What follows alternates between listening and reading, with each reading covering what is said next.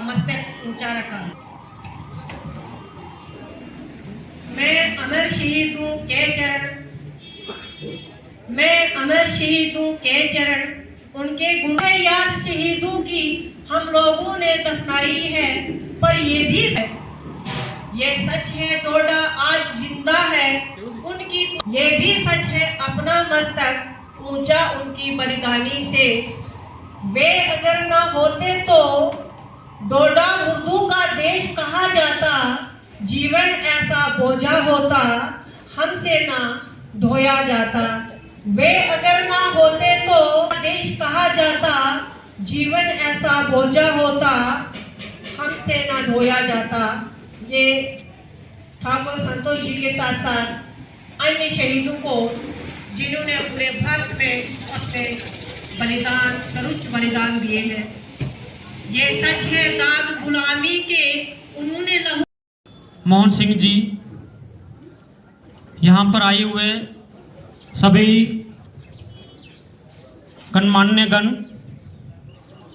बहनें, ये जो घटनाएं अपने डोडा जिला में हुई 31 वर्ष पहले से लेकर आज तक, ये एक श्रृंखला के रूप में हुई।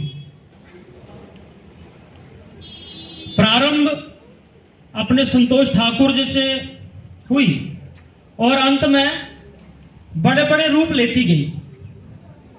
पहले एक एक कार्यकर्ता को शहीद किया गया, फिर समूह अनुसार कभी कुल्हांड में, कभी चापनाड़ी में, कभी बरशाला में, किश्तवाड़ में, ये श्रृंखला चलती रही। परंतु विशेष बात इसमें सोचने की यह है कि नौबत क्यों आई। ऐसा क्या था कि हमारे पूरे जम्मू कश्मीर में आतंकवाद इस तरह से हमारे ऊपर हावी हो गया कि हमारे घर के बड़े बुजुर्गों को, युवाओं को वो खाता चला गया। हम सब कहां थे? हम सब क्या कर रहे थे? हमारी योजना कुछ नहीं थी क्या? जब श्रीनगर में 1990 में आतंकवाद की शुरुआत हुई तो क्यों हुई? हम पढ़े लिखे थे, हम दुनिया को ज्ञान देते थे, कश्मीर साधु संतों की भूमि थी, फिर ये घटनाएं क्यों हुई? किसी को ज्ञान देने के बाद हमारे साथ ऐसा होना चाहिए क्या?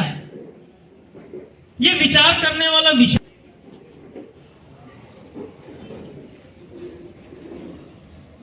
उससे पहले भी चला जाए तो कोई ना कोई कमी तो हमारे पहले से रही होगी, तभी ये घटनाएं हमारे जम्मू कश्मीर में हुई। तो 70 साल पहले चले जाए, जब हमारा भारत आजाद हुआ, बहुत बड़ा गुणगान किया जाता है कि बिना खून खराबे के हमने अपने भारत को आजाद कर दिया।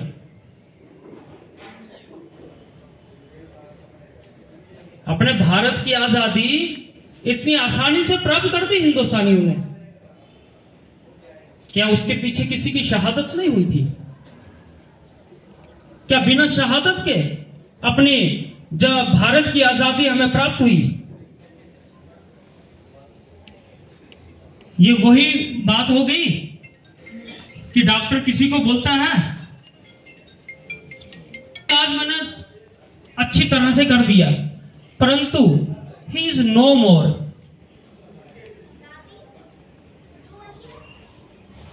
एक मरीज का इलाज भी कर दिया और फिर उसके बाद डॉक्टर बोलता है कि वो अब है नहीं इस दुनिया में। तो किसी ने पूछा, भाई तुमने पेशेंट का इलाज करने के बाद वो जिंदा नहीं रहा तो तुमने क्या इलाज कर दिया? इलाज तो मैंने अच्छा किया, परंतु वो अपने श्वास छोड़ गया। मैं उसकी एक नस कटी थी, मैंने उसको तो ठीक कर दिया, परंतु वो अपना श्वास छोड़ गया।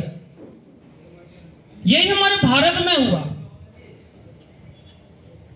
ये 2000 वर्षों से चलता आया है, क्योंकि हम अपनी नब्ज को पढ़ना नहीं चाहते हैं, हम आंखें बंद कर देना चाहते हैं।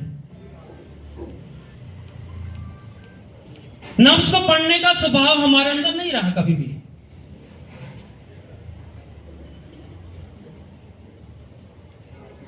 हमारा लोग आते रहे, हमें मारते रहे, हम देखते रहे, सीखने की आदत हमारे अंदर नहीं रही कि हमारी क्या कमजोरी रही होगी कि दूसरा हम पर हावी होता गया, दुश्मन हम पे हावी होता गया, दुश्मन विचार जो दूसरों को दबाने का विचार वो हम पर हावी होता गया।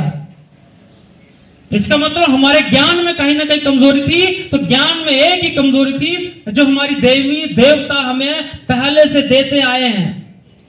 शस्त्र और शास्त्र की पूजा, शस्त्र और शास्त्र दोनों एक साथ चलेंगे, दोनों का ज्ञान एक साथ चलेगा, परंतु हम शास्त्र साथ लेकर चले गए, शस्त्र को भूल गए। इसका मतलब हम ये सिद्ध कर रहे हैं कि हमारी देवी देवताओं ने जो अपने हाथ में भाले उठाए हैं वो गलत है। तो जो अपने पूर्वजों को, अपनी देवी देवताओं को सिद्ध नहीं कर सकते, उनका सर्वनाश होना ही है। क्योंकि हमारे अंदर भाव नहीं है अपने पूर्वजों को आगे ले जाने का, उनके विचारों को आगे ले जाने का, उनको भूल जाने का, उनका सम्मान करने का। तो ये हमारे साथ होना ही है। ये मूल बातें हैं, इस पर विचार करने का। हमारी संस्कृति में कभी किसी को मारने की बात कही नहीं गई, सिखाई नहीं गई, हमारे संस्कारों में है ही नहीं। परंतु यह भी हमारी संस्कृति में और संस्कारों में नहीं दिखाया गया, सिखाया गया कि आप पर अत्याचार हो और आप उसका विरोध ना करो। अरे भाई, आपके पास बाहों में ताकत नहीं है तो आपकी कलम में तो है, आपकी आवाज में तो है, कोई ना कोई एक ताकत का तो उपयोग करिए।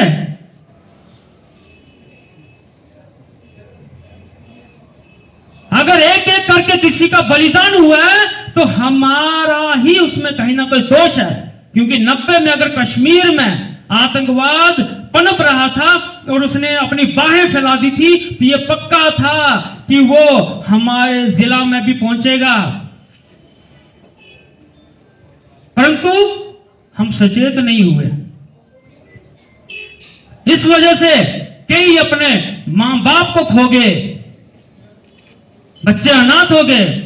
अभी वेद मंदिर में जाइए, वहां पर कभी चक्कर लगा के आना, वहां पूछना, वहां देखना, वह कितने अनाथ बच्चे वहां पर पलते हैं। वो सब आतंकवाद ग्रस्त जगहों से लेकर वहां पाले गए। हम यहां बैठकर महसूस नहीं कर सकते। उन बच्चों से पूछिए जिनके मां बाप नहीं होते हैं, हजारों के हिसाब से।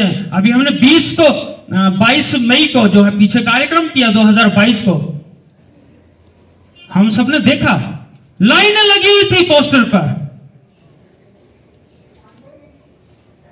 पूरा स्टेडियम भर गया। 1000 के करीब तो हमने वहां पर चित्र देखे, परंतु वो भी पूरी सूची नहीं थी। अभी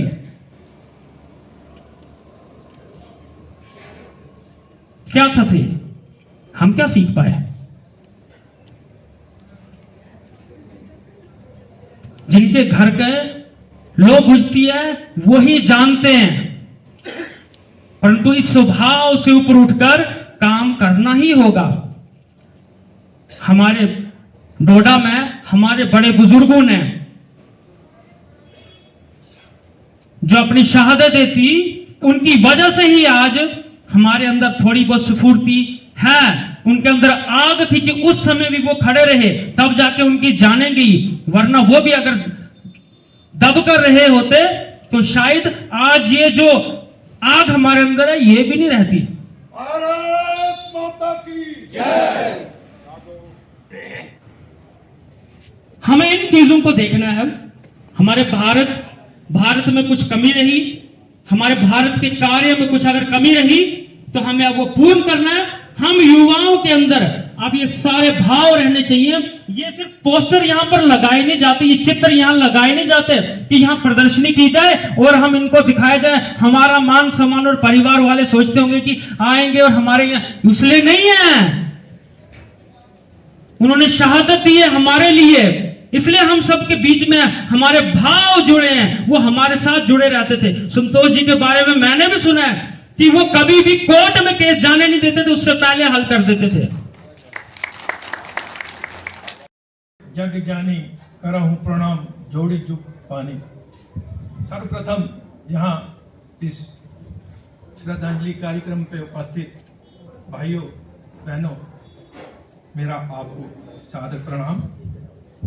और उन आत्माओं को भी हम मन से प्रणाम करें जिन्होंने इस जम्मू कश्मीर की भूमि के लिए हंसते हंसते अपना बलिदान दिया। भारत माता की जय। ये कार्यक्रम हमारे बड़े भाई संतोष ठाकुर जी के बलिदान दिवस पे मनाया जा रहा है। इसमें हमसे कहा गया कि उनके बाल्यकाल पे कुछ, उनकी घटनाओं पे कुछ बोलें। मैं उनसे बहुत छोटा हूं। वो जब ग्रेजुएशन कर रहे थे तो मैं तब पैदा हुआ था। मेरी आयु 1 साल की थी तब वो पेपर दे के आए थे। मुझे उतना याद नहीं, मुझसे बड़े भाई भी शायद उनकी बाल्यकाल की उन घटनाओं को व्याख्यान नहीं कर सकते हैं।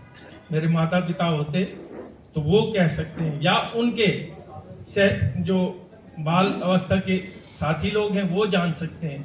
इतना मुझे उन पे कुछ पता नहीं, वो जनक जी ने हमें कहा, लेकिन मैं कुछ व्याख्यान नहीं कर सकता हूँ।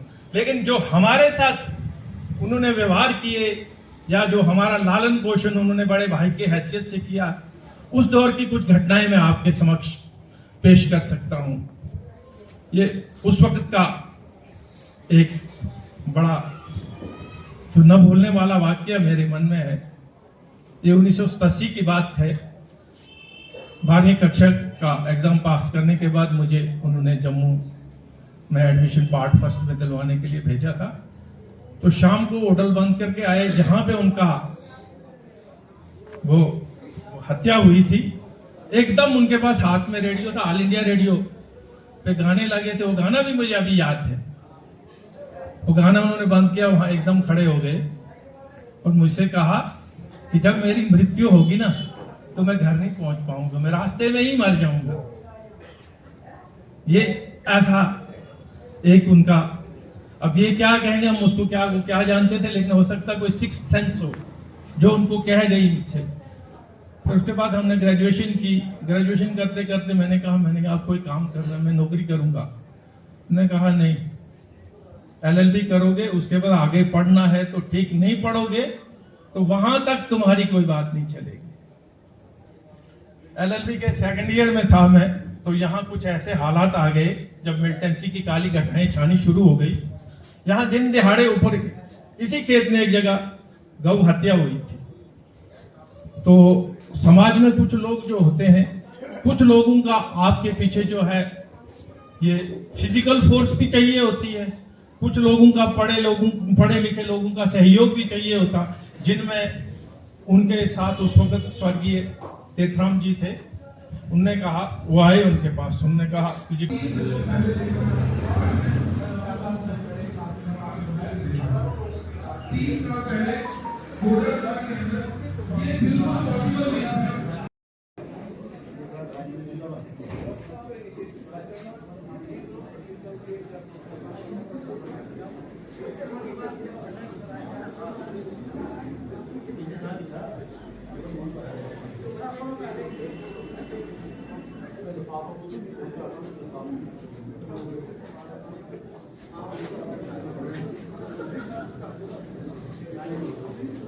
शहीदों को जो खो गए, सलाम उन शहीदों को जो खो गए, वतन को जगा कर जो खुद सो गए, वतन को जगा कर जो खुद सो गए।